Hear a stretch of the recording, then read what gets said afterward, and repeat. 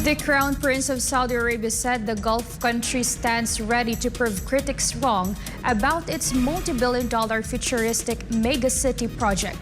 Melchezedek Cadiz has news. Assalamualaikum. Saudi Arabia's so-called ultra-futuristic gigacity has been making waves since it was announced 2 years ago. The $500 billion project has earned praise and at the same time criticisms from critics. A megacity built from scratch standing in the middle of the desert. This is the highly ambitious concept of a linear smart city currently under construction in Saudi Arabia in Neom Tabuk province. The 170-mile-long city known as The Line is designed to have no cars, streets, or carbon emissions and will make it possible for any person to travel from end to end in 20 minutes. The multi-billion-dollar investment is part of Saudi Arabia's Vision 2030 to modernize the country and to transform it into an international showcase. For critics, the project is another attempt by the Crown Prince to improve his image while questioning its sustainability and likability.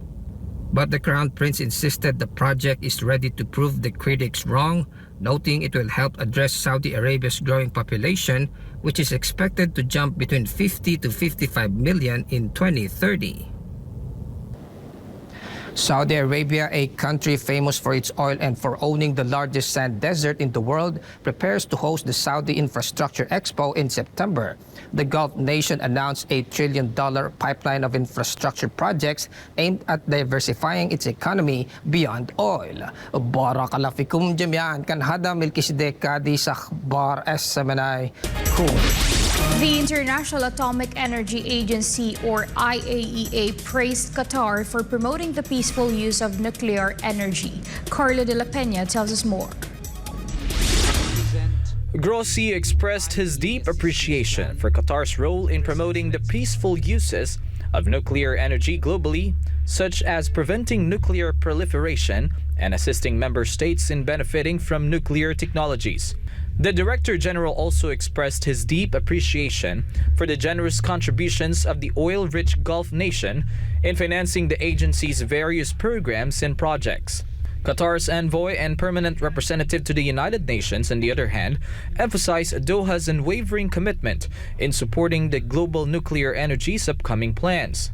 The IAEA is the agency tasked to strengthen the global nuclear safety and security framework.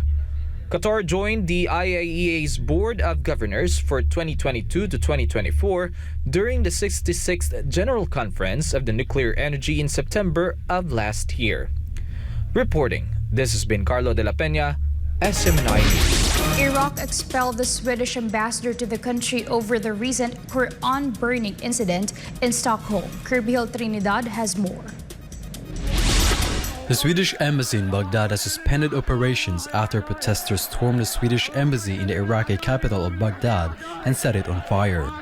The attack took place after Iraqi asylum seeker Salwan Mumika desecrated a copy of the Quran last month in Stockholm, an act that angered the Muslim world. The 37-year-old Iraqi Christian repeated the act on Thursday in front of the presence of the Swedish police. Angry protesters occupied a diplomatic post ahead of the Quran burning, waving flags and chanting slogans for hours while setting part of the building ablaze. Hours later, Iraqi Prime Minister Mohammed Shia al-Sudani cut ties with Sweden and expelled the Swedish ambassador to the country. Swedish Foreign Minister Tobias Billström called the attacks completely unacceptable and slammed Iraqi authorities for failing in their responsibility to protect the embassy and its personnel. He warned that the ministry would summon Iraq's chargé d'affaires in Stockholm. Meanwhile, the Iraqi Prime Minister threatened to prosecute those responsible for the attacks. The embassy would be closed to visitors until further notice, while the issuance of passports and emergency documents has also been suspended.